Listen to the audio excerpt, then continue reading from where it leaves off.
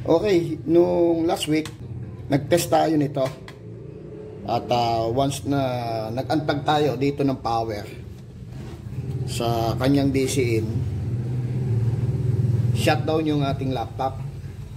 Ngayon, problem, yung ating battery pack o yung ating battery, yung ating charger, yung power supply ng ating laptop is okay naman. And then yung ating battery is defective na, hindi na nagtatanggap ng charge. Ngayon, naghanap tayo ng battery. Ito yung battery na nakuha natin sa Quiapo, sa Raon. Yung battery natin, yung existing na battery, yung stock na battery natin,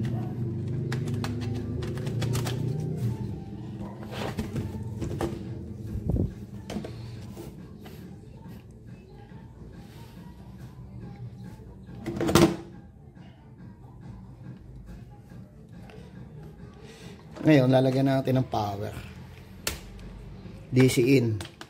Ito yung ating banana plug. Okay, dito. Okay, install natin dito.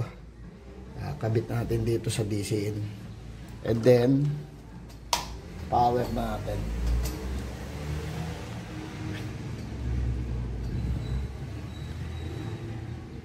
Ang nangyayari dito ay nagsha-shutdown pag tinatanggal natin yung power supply. Ngayon, ang problem niya, no, pinakita ko nung last, even na connected yung battery, naka-install dito sa laptop, ay hindi nagpa-power o nagpa-power on. Okay. Ayun. At may power na yung ating laptop.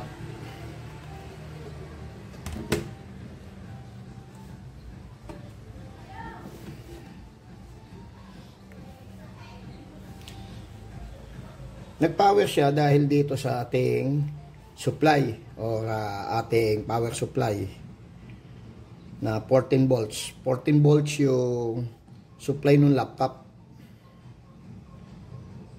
Ngayon, ang nangyayari dyan, ito po yung ating battery monitor. Ayan. Meron siyang indicator na naka-plug yung ating power supply, yung charger niya. Pero dito, walang battery backdrop. Ayun. Namatay. Maluwag yung ating pagkakalagay. Okay. Power on. Yun. Nag-power off.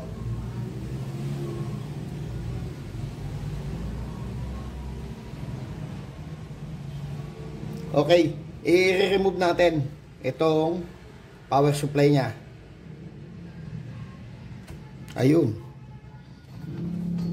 Ang gagawin natin, replace natin yung battery. Ang pag-remove, itutulak itong lock. Ayun, umangat na. Ngayon, ito yung ating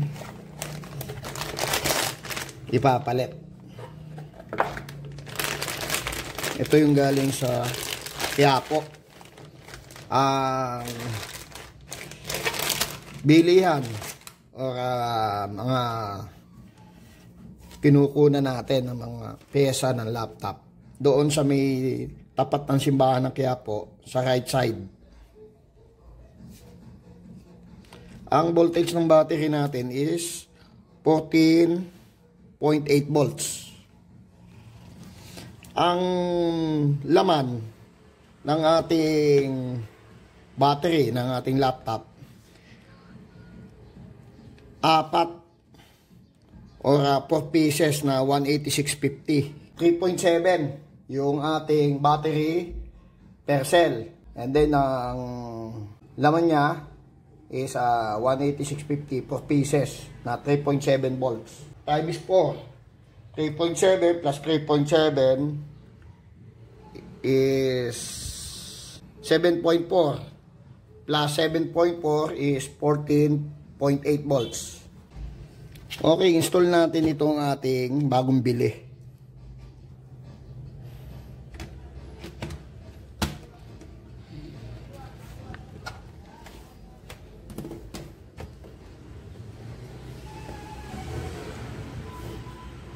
Okay, ito yung ating power supply. Hindi natin ikakabit. I-check natin, okay? Try natin i-open na walang power supply.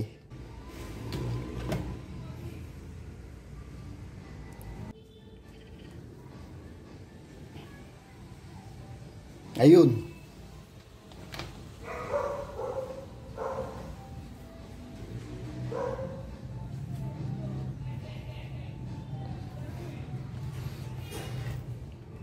Okay, ito yung ating DC in. At walang connected na power supply. Ayan. Meaning, ang problema natin, once na ginagawa natin yung nire-remove natin dito at nagsa-shutdown yung ating laptop, yung battery natin ay defective na. Okay, i-ano natin, charge natin.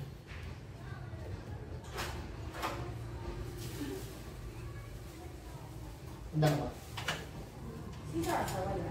Nandun sa kwarto. Na ano eh, takot mo. Dati kanina doon siya, sa gilid ng ano doon. Yung sa lutuan na doon siya sa sulok. May naawa ako, pinuksak ng kwarto, takbo siya sa loob.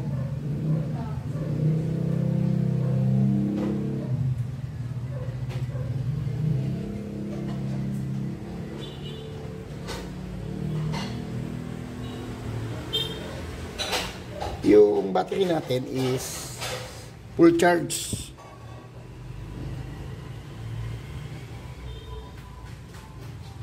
Yung kanyang battery bar graph is full.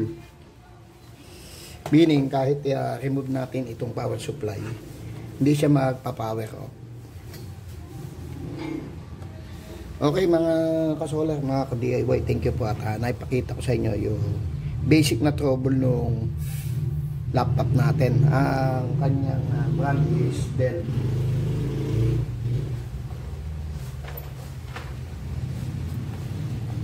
Ito yung kanyang bag.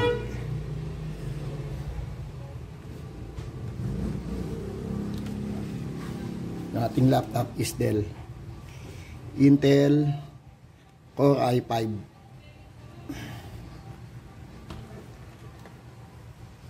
Okay, shout out kay Sir Jojo sa yung owner po nitong laptop. Sama natin sa trabaho. Okay, thank you po mga ka-DIY, mga kasolar.